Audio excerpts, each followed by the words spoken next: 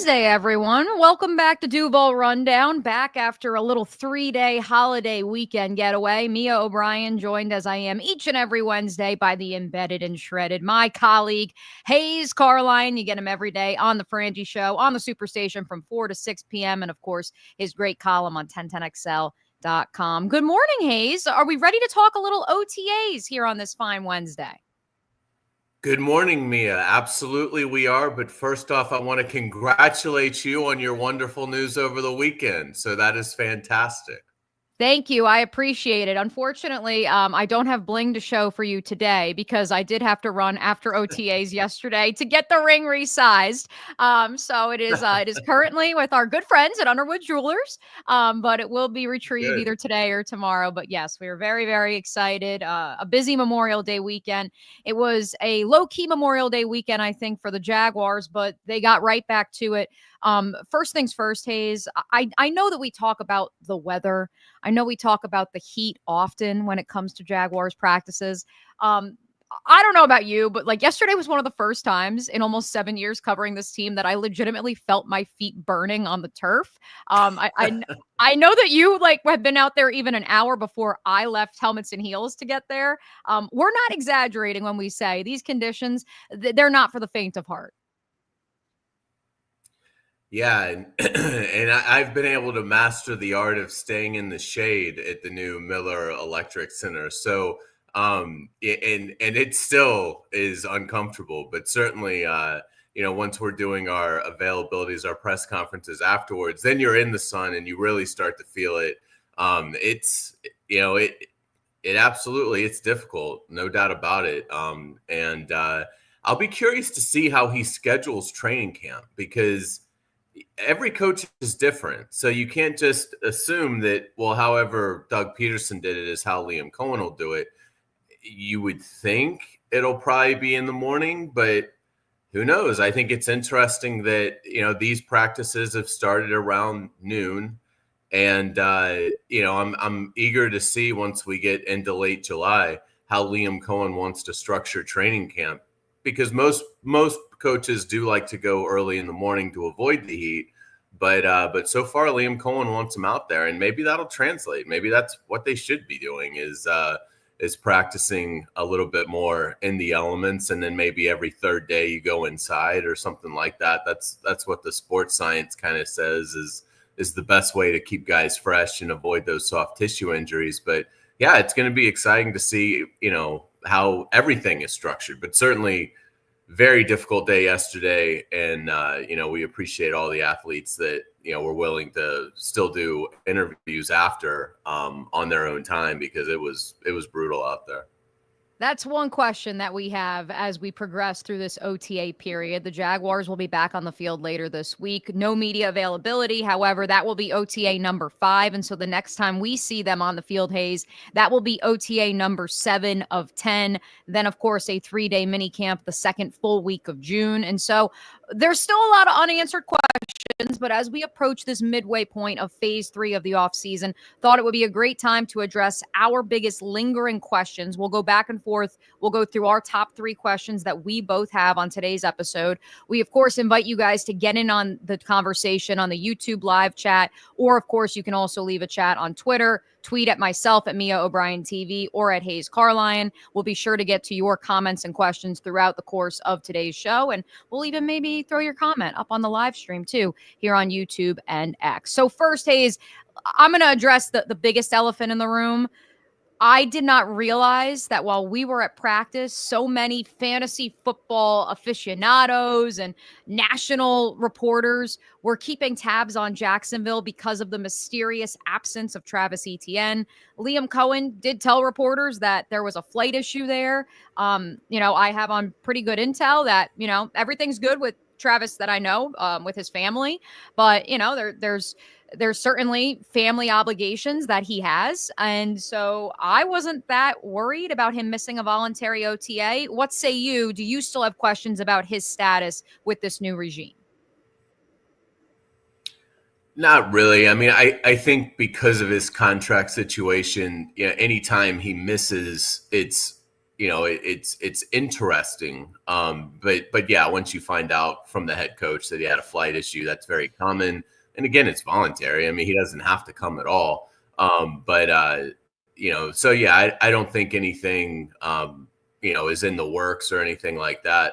And, that is, I think, though, a big question is what are they going to do at running back, and how do the two rookies that they drafted fit in? Because it seems like they like them both, from what we're seeing in terms of how they're being used and things like that. So I wouldn't rule out something with Etienne down the road, but this would be kind of an odd time, I would think if a trade was going to happen with Etienne, it would probably be more, a week or two into training camp where, first off, they have to feel great about the two rookie backs, Tuten and Allen. I mean, you have to feel like those guys are everything you thought they would be. And then you've got Bigsby. Okay, now you got three guys that you feel good about. Maybe Etienne at that point, you would look to make a move. But so, I mean, it could happen, but I would think it would be more, middle of August, late August, if you were going to see something. And then, certainly potentially at the deadline, depending on, how his role is kind of fitted with the Jaguars by that point, what kind of season he's having, what kind of team success or lack thereof are the Jaguars having. So I don't know that Etienne will make it to week 18 of this season, but I would be surprised right now if something happened. But yeah, it's always it's always a fair question and interesting to find out from the head coach whenever a top veteran is missing. Again, it's their prerogative; they don't have to come, but it's also worth being asked. Hey, what's going on?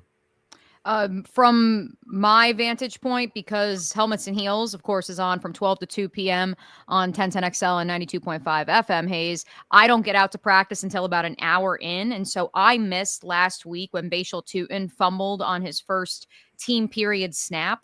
Do you have concerns about the fourth-round pick out of Virginia Tech, given what we knew about the fumbling issue? Although I think that there's been enough of a case made by the folks up in Blacksburg, Virginia, that when you go back and you look at his 6 fumbles or whatever it was in his final season of college ball, 3 of them were in like absolutely atrocious weather, like downpour monsoon. And so I don't want to say that that's an excuse, but I am curious your take on, hey, maybe that's an omen. Because I know for me, the only comment that I can give in terms of what I've seen on the field from the 4th round pick was at rookie minicamp when they were quite simply just going through the ladders. And of course, as we all know, there were thousands of fans, hundreds of fans in attendance at the Miller Electric Center, and there had not been at Friday's practice. And so Bhayshul, as he's going through the ladder, he kind of misstepped and pulled the ladder a little bit. And running backs coach Chad Morton looked at him and said, "Oh, what? People showed up and now you got scared, you got shy."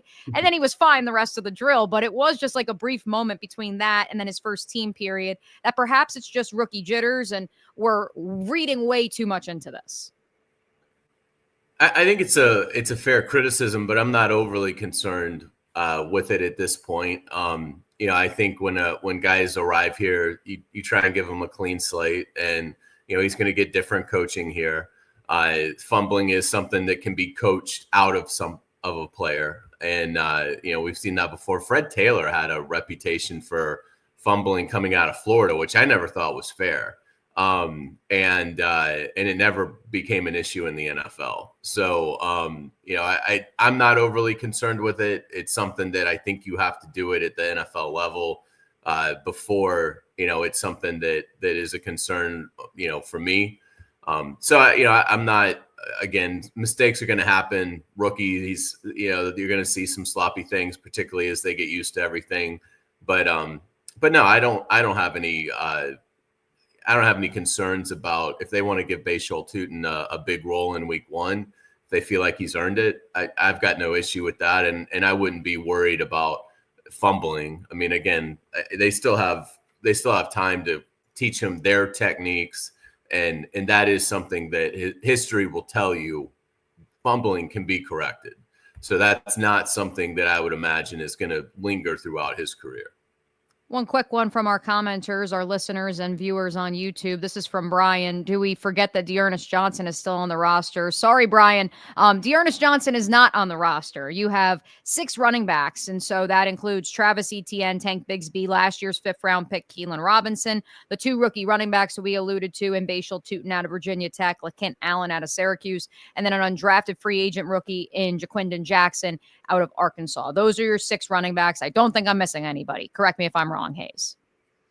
Yeah, that's correct. Where did D'Ernest end up? He signed somewhere, I think. He did. Let me fact check that. I can't remember. I don't think he's a free agent. I think he actually ended up getting a job somewhere. But yeah, I mean, in a good, again, that is a position that there's always a lot of veterans on the street that are capable. If the Jaguars get, a couple weeks into the season and they have a couple of injuries, or they just, aren't thrilled about the progression, there'll be a running back that they can go sign that's played a lot of NFL football and, can do a functional job. So if you have to have a little bit of a churn at the running back position, again, you don't want to get in an emergency situation. You hope they don't lose, 2 or 3 guys, but where they are right now, I mean, they're fine with the talent that they have at running back. And again, so much so that it does, warrant the question of is Etienne expendable if you were to get,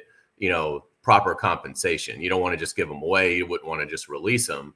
But, if there is a team as we get into training camp that has a running back injury or 2 that, would be willing, I would say like 5th round pick would be hard to ignore if I'm James Gladstone. I don't think you get anything higher than that at this point for Travis Etienne, but what do you think? Yeah, I think if it's a trade deadline, then I'm at the 5th round pick. But I would think and again, I agree with you, Hays. I don't think he's going to be dealt until right before the season would start, if he's to be dealt at all. I am of the thinking that Liam Cohen wants to run the ball, and he wants to have as many running backs who have pelts on the wall as possible to be in that stable and in that rotation. And so I don't think he's going to get dealt before the season begins. But I would think if it's an August, September, early September move, I would think they would seek a 4th and probably settle for a 5th. But I think that right now it would have to be in that 4th round range, if I had to guess. And that's why I don't think he's going to get dealt, because I don't know if there's a team that's willing to part with that much draft capital for someone who would be on a 1-year contract. And so that's my biggest question right now as we hit the midway point of phase 3 of the offseason program. What say you, Hays? What's your biggest question? We're going to go through 3 each, but what is your first big question for the Jacksonville Jaguars midway through OTAs and phase 3 of the offseason? I thought an interesting storyline yesterday was the weight loss of several key defensive veterans. Trayvon Walker, Devin Lloyd, Josh Hines-Allen, Eric Armstead, Foye Oluokun. They all look lighter. Now, again, we're not weighing them. It's all just looking at them, but we've covered these guys for years now. And so you get a pretty good sense of, if they look different, and they look collectively, they look leaner. And, so that became a storyline yesterday that Liam Cohen and Anthony Campanile and Trayvon was asked, the 3 gentlemen that conducted a press conference.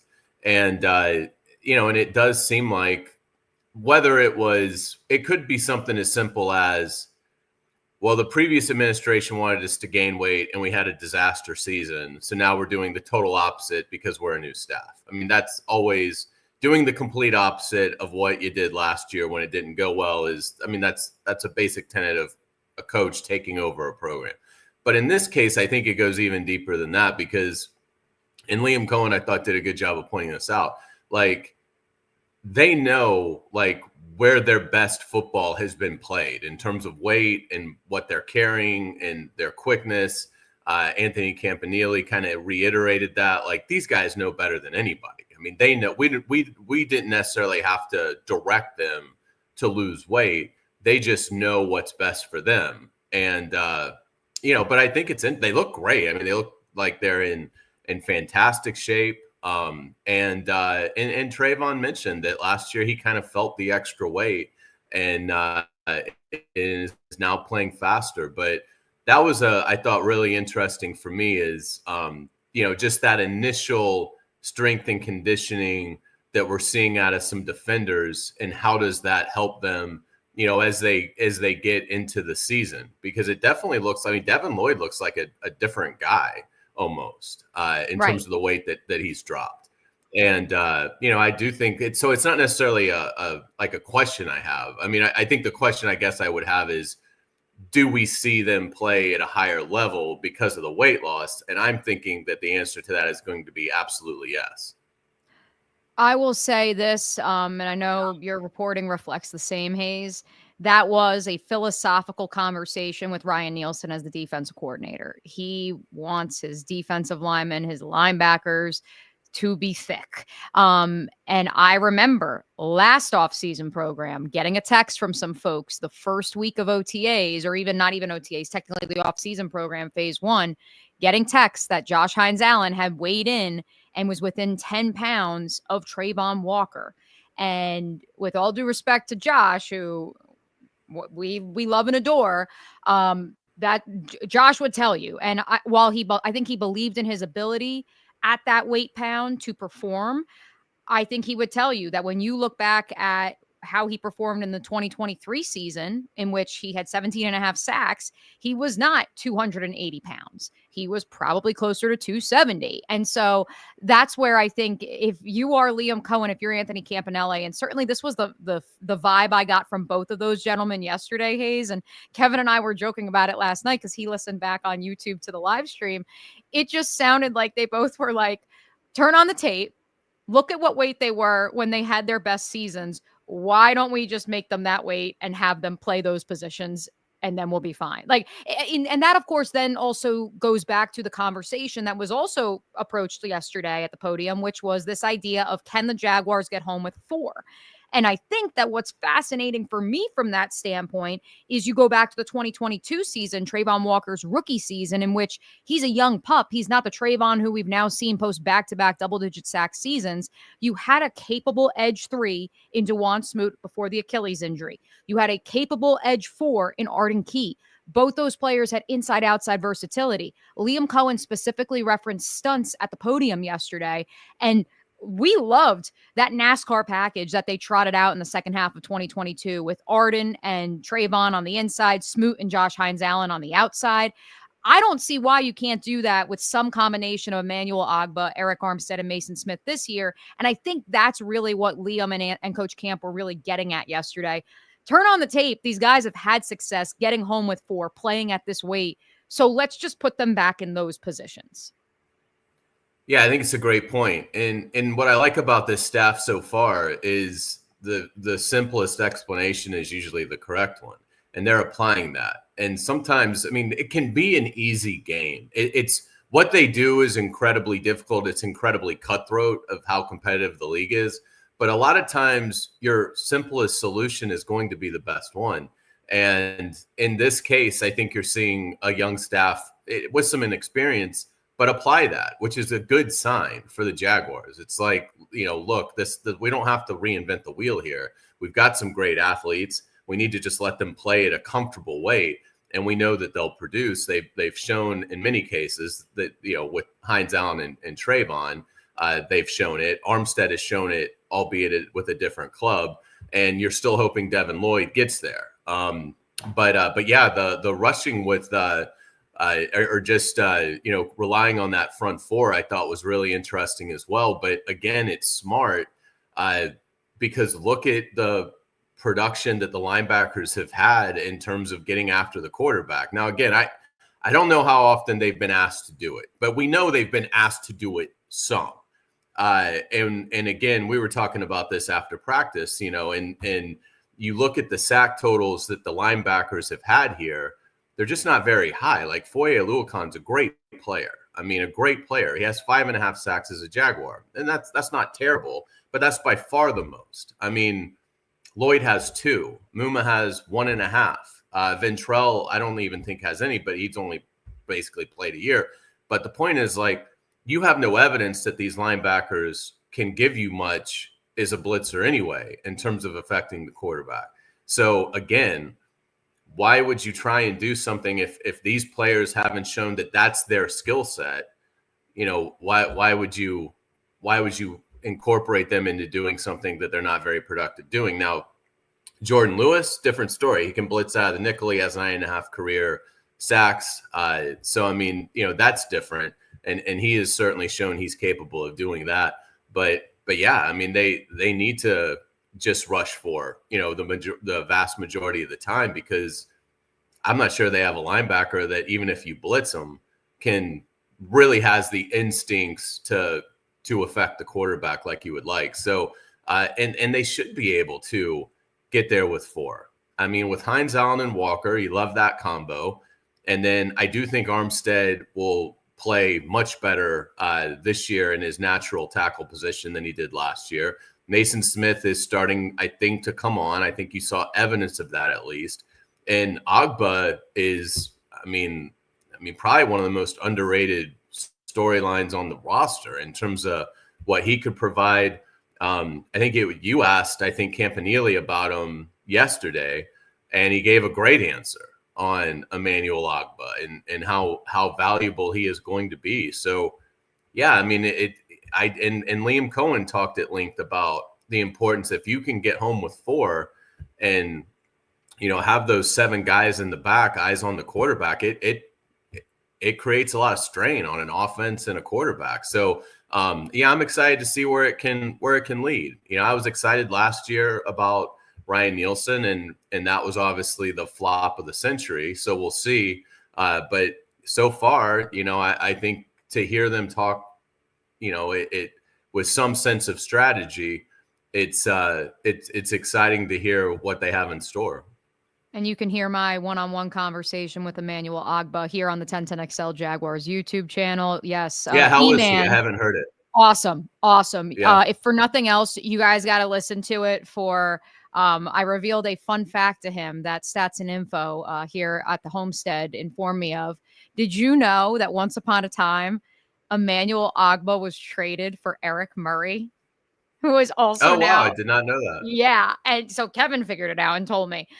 So I asked him about it, and the interview is well worth your time because he has a great energy, a great disposition. It's very clear that Anthony Campanile made it a priority to go out and make sure Emmanuel Agba knew he was wanted in Jacksonville, especially if the draft fell the way that it did. But yeah, go back, and if for nothing else, listen to his response about Eric Murray. It's hilarious. Since we're talking linebackers a little bit, Hays, before we get to some more questions we of course invite you guys who are watching live right now on the 1010XL Jaguars YouTube channel and 1010XL Twitter to make sure to leave a comment, leave a question that you have, as we are here at the midway point of OTAs. This one's from Steve. Hot take, I think Coach Camp unlocks Devin Lloyd, especially given what he was able to do with the linebacker core in Green Bay. Hays, you kind of spoke on this a little bit yesterday on the Frangie show. Correct me if I'm wrong. This idea of Green Bay was one of the most disciplined defenses. They're always in the right position. They're gap sound. I do think Edger and Cooper and Devin Lloyd are 2 very different players. And obviously the Texas A&M linebacker really came on strong in the second half of last year. Look, Devin Lloyd's in a contract year. And to the same point that we made, he does look leaner, faster, much like he did his first 2 seasons in Jacksonville. But once again, it just comes down to, can he put everything together? And for me, it's a question of, can he be given one assignment, be focused in, dialed into that one assignment, play to play, as opposed to perhaps having options of, well, if this happens, you drop into coverage. If this happens, you run up and run support. I just think he's the type of player where you just tell him either see ball, get ball, or just drop back into coverage, or you just don't do that at all. Yeah, I totally agree. There's certain guys that it's hard for them to process. And, and I'll give Devin Lloyd the benefit of the doubt. He's had a lot of upheaval, as many of the Jaguars have that have been here for 3 or 4 years, in terms of numerous staffs and numerous coordinators and things like that. Devin Lloyd, I think, can be productive. Hacker's sitting in with us this week on the Frangie show with Frank on vacation, and he interviewed Devin Lloyd yesterday, and came away impressed with Devin Lloyd's demeanor and focus. And so, yeah, I mean, I think certainly the motivation is there. As you mentioned, he's getting ready to be a free agent, assuming the Jaguars don't work out a deal with him. But if you're Lloyd's camp, if you get off to a great start, you're probably at that point saying, well, look, thanks, but, we're going to see what the market has to bear. I doubt the Jaguars will be in the market of tagging him. So, it's you never know what the other 31 clubs are going to do in terms of spending. So, it's a big year for Devin Lloyd. Can he become a great player here? I think it's a long shot, just because he's been active, but I think this coaching staff will have to be pretty special to draw that out of him. And he's a huge X factor. If they can do it, and Devin Lloyd has a huge year, then that certainly would tilt the scale to the Jaguars having one of the more surprising seasons in the NFL. But yeah, I'm excited to see what Devin Lloyd can do. I think the try hard is there. I think the work is there. I think he's willing to do everything. But yeah, can they put him in a role that best suits just his instincts? Because if he has to process, he hasn't shown an ability to really do that. So can you put him in a position where, to your point, it's what his job is on the play is very clear, and it's almost predetermined before the ball is even snapped. It's not something he's got to read a key to beyond just the general, basics of, is it a run or is it a pass? Let's keep it moving. This is a question that I received from many a friend, many a fan of the Jacksonville Jaguars the last few days. And I'm curious your assessment, Hays, especially given you were out there for the duration of Tuesday's practice. Trevor Lawrence, I don't know where this notion of he has looked bad is coming from. What say you? How would you evaluate Trevor Lawrence through the two practices that we've had a chance to see here under Liam Cohen's tutelage? I think you have to keep in mind that he's coming off surgery and they don't play until September. Like, so, I just don't know where this, Trevor looks bad. Where is this coming from? That's a question that where is this coming from? No, I agree. I don't get that notion either. That he's struggling. I've also seen, are they concerned about Travis Hunter? And it's like, what? So it does seem like there's some things that are floating. I don't know why they're floating out there, but they are. But I don't put a lot of stock in either. And yeah, the thing that I like about where Trevor is, and it's more a compliment to Liam Cohen, but I've been really impressed, not to get too far into the weeds of this, but the quick passing, I think, looks sharp. And I think it's going to give Trevor the ability to put up some numbers, in doing so in things that are very easy for him. Just ball out of his hand, but getting it to guys like Brian Thomas Jr., Travis Hunter, Dyami Brown, who's certainly a question mark in terms of, can this continue? Because he's just been getting raves from the staff in terms of how he's picked things up and the production that he's having.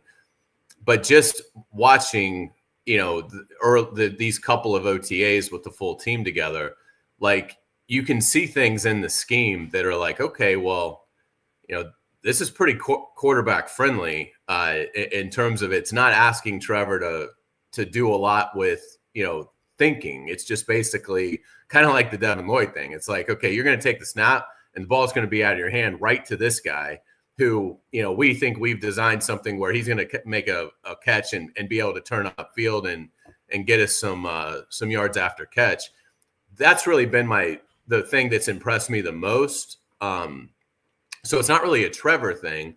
Trevor's been fine, but the thing that stood out to me most, I would say, is how I think this scheme is going to suit him far better than whatever the hell they were doing with Doug Peterson and Press Taylor.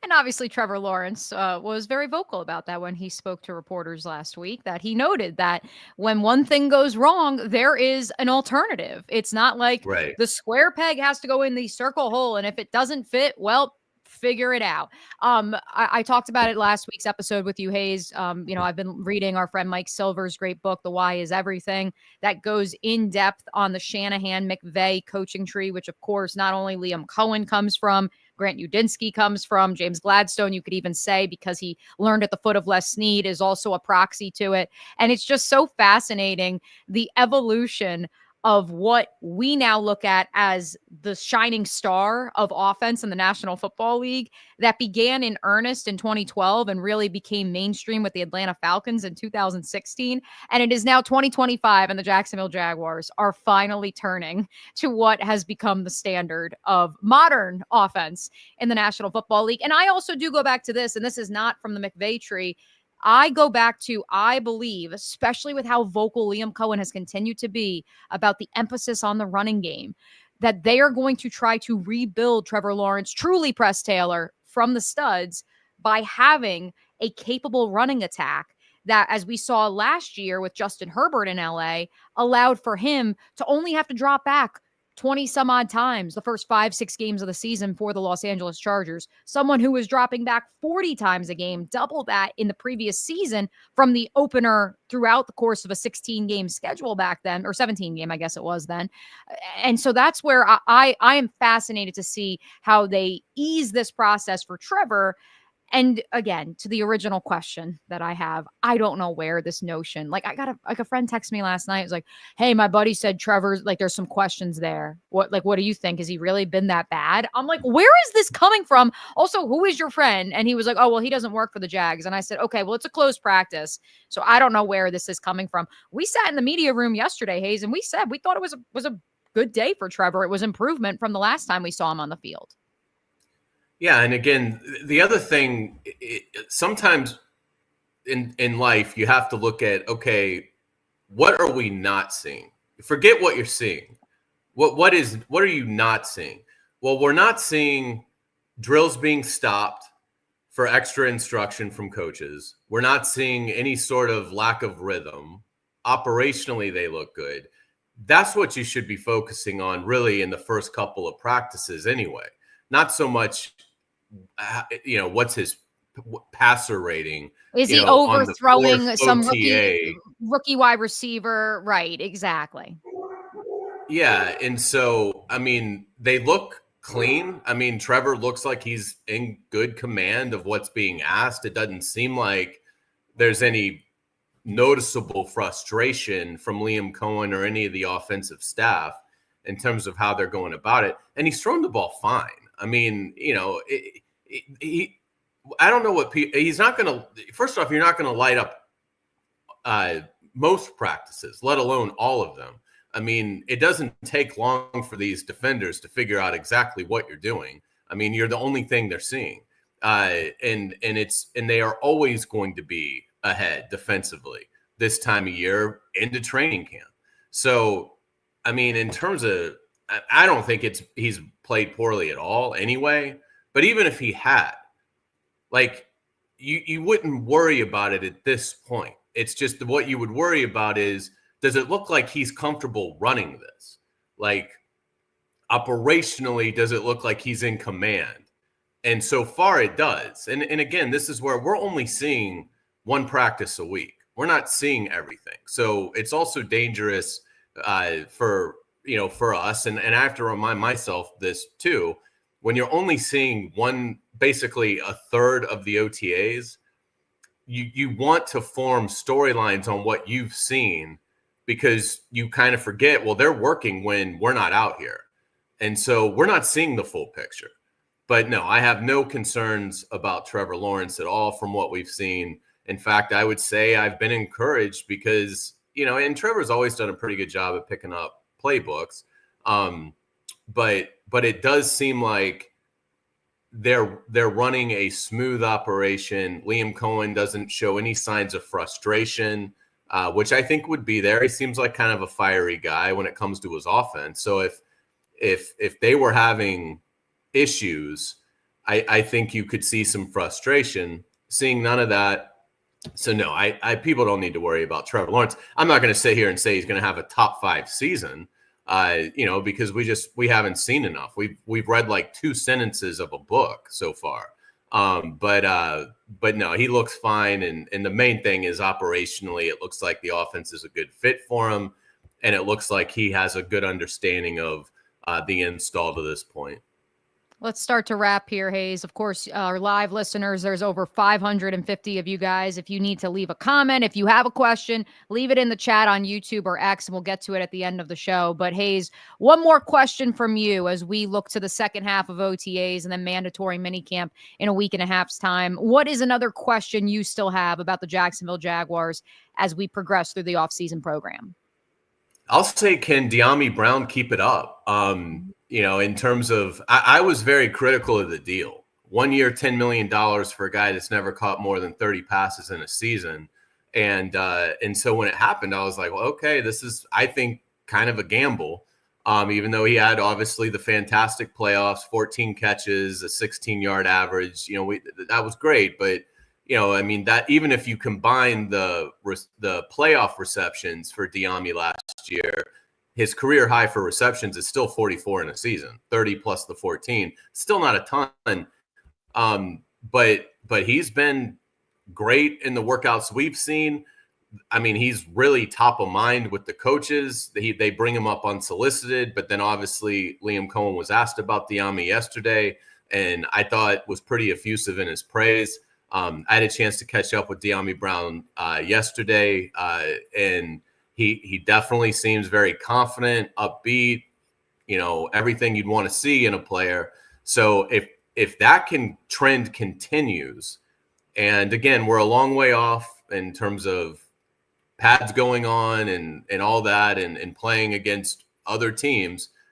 But if they're right about Dyami Brown, if he can, and he doesn't obviously have to be a star with Brian Thomas Jr. and Travis Hunter here, but if Dyami Brown can put together, a really strong season compared to what he's been, I mean, offensively, you have to really like what they present at the receiver position. So, that's one to watch. Does he fall back at any point, whether it's, in this next couple of weeks? Is it in training camp? Is it when the regular season starts?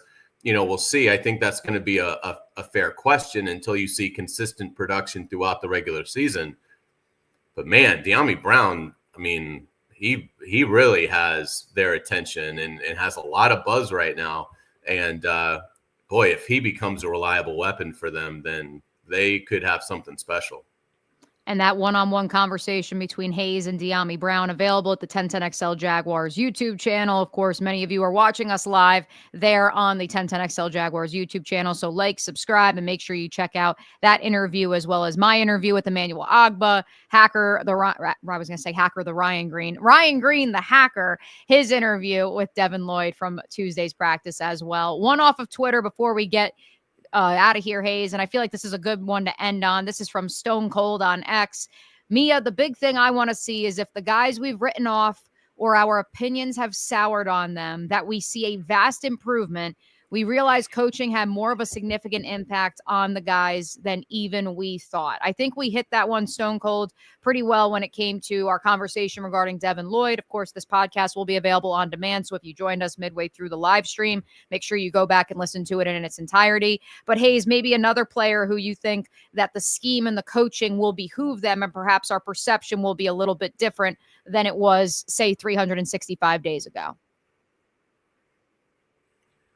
Yeah, I'll be interested in your answer as well. I'll keep it brief and say the offensive tackles, Walker Little and Anton Harrison. Again, we won't know that for a while, but is this coaching staff able to unleash something, a better consistent play out of those two young tackles? Obviously, they've brought in some serious challengers for them, so they're going to have to go earn it. But does that bring out elevated play out of Walker Little and Anton Harrison? Again, we won't know that for a while, but something that I'll certainly be watching. What about you?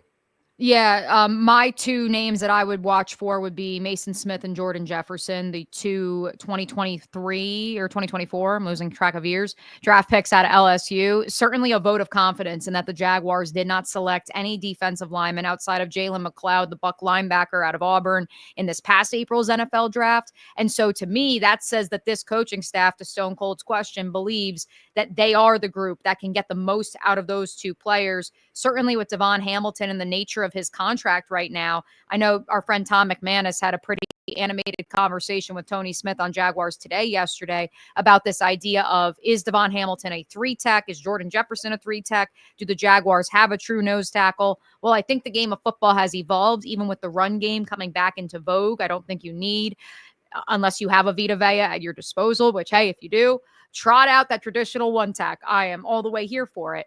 But I do think that, especially in a defense that's expected to show multiple fronts, at least from what we've been told so far, I think that those two players, this staff believes can do a couple different things for them, play some different positions and give them some flexibility in those different fronts. And then you couple that with, they signed a couple undrafted free agent rookie defensive linemen. I'm curious to see if any of those guys can make the roster. And again, then the perception of a defensive line, much like these offensive tackles, Hays, that quote unquote perhaps was, dare I say the S word, soft, and maybe a liability at times. Maybe we've completely shifted that narrative and didn't even need, I really want your take on this before we get out of here.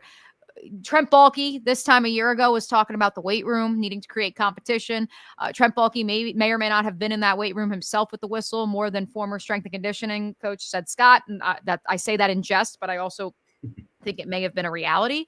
Eric Ciano, the new strength and conditioning coach, who has been voted the NFL's top SNT coach in the past, has gotten rave reviews from every player I've spoken to. And I'm curious, that doesn't just mean lifting heavy weights like it did maybe in the 90s, Hays. It appears that just the sheer competition that's taking place in the weight room and this idea of we can get faster, stronger, and be a tough outfit without having to just lift 300 pounds and feel like we're that guy. I think that that's taking place. And you couple that with the coaching staff believing in these young players, and perhaps this is the group that will get the most out of these young Jacksonville Jaguars. Yeah, I agree. I think that was a great hire. And again, Baselli at the combine, on with Frank, really, said this is us ushering in a new vision of Jaguars football. Well, we are going to be aggressive. If we see someone come available that we think is a star in their field, we're gonna recruit that person and go after them hard. They were able to acquire them. I think I'm really encouraged so far. Now, again, it's early, but I think I think it wasn't just Trent Baalke. The whole staff last year, for a variety of reasons, failed this team. And Liam Cohen and James Gladstone are inexperienced. And Anthony Campanile is a first-time defensive coordinator. And Grant Udisky is still just 16 years old. And, I'm kidding. But you know what I'm saying? Like, James is 19, so it's fine. It's all good. There's a lot of inexperience here, but it seems like they're incredibly bright. It seems like they know where the sport is going, and they are fully confident in their plan. And so we'll see. I mean, I think it's an exciting time. At least it's not toxic, and at least you don't have people resting on their laurels from 2017, and you don't have stagnation. And you don't have just when's my tea time, and you don't have I'm going to be in the car at 1:00 on a Friday afternoon heading home. Like it seems like you've got ambition here, you've got a craving to excel here, you've got innovation here. Now, again, they're young. Will they be able to continue and keep these guys engaged and not make some critical mistake that alienates the locker room? I mean, all that stuff you have to be on the lookout for. And hopefully Liam Cohen can manage this thing. It's incredibly difficult. It's an incredibly difficult job to get in front of these men basically every day from late July until January and keep them all on the same page. But so far, what we're seeing is light years ahead of where they were last year. This thing needed to be flushed down the toilet and totally rebuilt. And it took a while for Shad Khan to get there, but he did get there. And I think, the early returns are that, this is something that could be a really exciting age of Jaguars football. So hopefully it's able to materialize that way. But I mean, the harmony, the cohesiveness, the imagination, the innovation, and the drive, the competitive drive, the let's go prove it, not, well, I don't need to prove it because I did this in a different city. That's gone. And I think that's a really good thing.